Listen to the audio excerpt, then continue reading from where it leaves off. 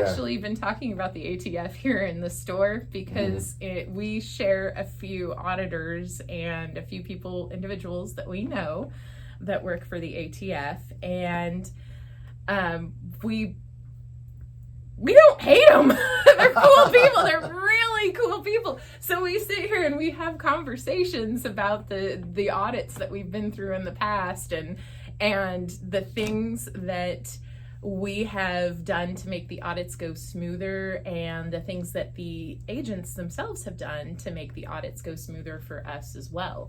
They are there, truthfully, to help us on this side of the counter. And I think it's more the bureaucracy as a whole that people are, because I get that, that they're individuals that have a job for an organization that a lot of people don't particularly like the organization. True. That's kind of what story. Yeah. So keep the individual and the organization as a separate entity. But the human beings that work for the organization, not every single one of them is trash like you would think. Well, a lot of them are quality. Any police, really, if you just look at the policing efforts of the ATF, if you look at any police, any city, anywhere USA, you're going to have great cops, people that are dedicated to serving that community wholeheartedly, and then you're going to have people that are there because of power. They want to influence, they want to walk around and with their authority pressed on everybody. I think that's anywhere, and I'm sure the ATF's the same. And I'm sure the FBI is the same thing, and I'm sure that's the Missouri Department of Conservation is the same thing, and all no matter where you go in life, and to some degree, as much as I hate to say it, but you find that in churches too. Oh yes, well, I would say. So there are some places where it is organized like that, and there are some people is this really a church? The way you behave seems pretty, I don't know. Yeah, just a little suspect. A little suspect. Just a little sus. Yeah. So, to the effect of the ATF, some calls are great, other calls are not. God bless the sweet, sweet, sweet ladies and gentlemen that work their butts off in the call center, trying to make sure everything is correct, and to help us on this side of the counter. To that effect, we also get to help trace firearms that have gone missing from an individual's collection. So those calls come back to the store where the firearm was purchased from, and they go, hey, can you send us the information on who purchased this serial number? And sometimes it's really easy to find, especially if the records are all kept digitally, and then it's just as simple as going, oh yeah, I do know. I sold that bad stinking Desert Eagle to Mark over here. I wish. Back on April 12th. I wish this was a true story. Yeah, I know, right?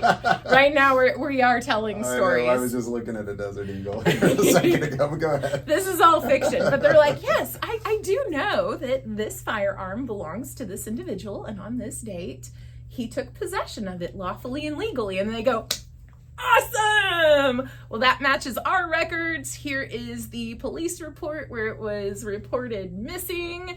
So he's in the clear, and the firearm returns back to its original owner.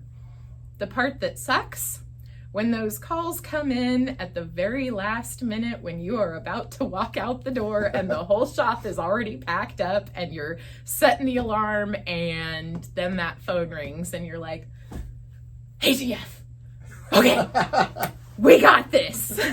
We're on it. Is that normal? Do they normally, it probably just comes at random times, or it really is just depending on how far the case has progressed for whichever serial number is missing. Some of them take a lot longer to trace to their original owners than others. I really could not tell you why. I have ideas, I have theories, but I don't have an honest answer from anyone. So, can you not, you know, because if you're getting ready to leave and you see the ATF is calling, they got to be done as soon as possible. Okay. And just not just for us getting the paperwork finished in a very timely and quick fashion, but this is gonna help you or help someone on the other side of the counter get their property back sooner. So why on earth? I wouldn't want to be delayed myself. I would want somebody like, hey, you still got 3 minutes left on that clock. So would you mind doing a 2 minutes worth of work before you gotta leave, please?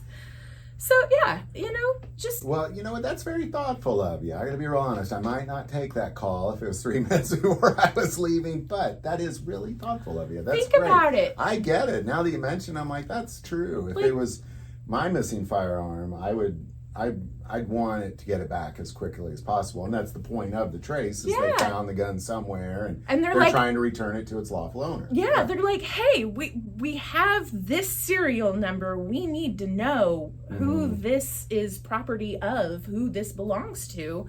Help. Well, I commend you for getting that done quick. That's good. Trying to. Yeah, that's good. Especially when they call 3 minutes to the end of the day. Multiple traces needed.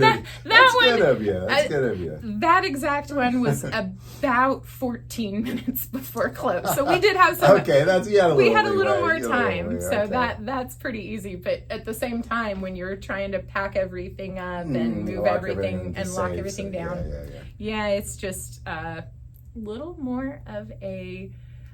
Just one extra step to do. Probably mixed in with some late walking in people and that kind of thing. That happens too sometimes. Hey, that's all right. We help them out as well.